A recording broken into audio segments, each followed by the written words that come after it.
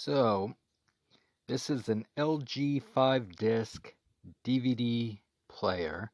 This is the remote, which you are going to need.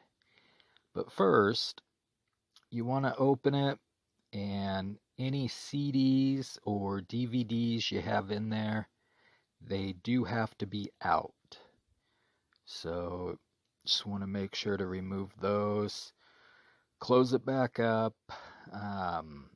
You leave it on, and you grab your remote, find the 0 button, the number 0 at the bottom, and the stop button on the unit. You hold them both in for 5 seconds, and here in a sec it'll say that, and then turn off.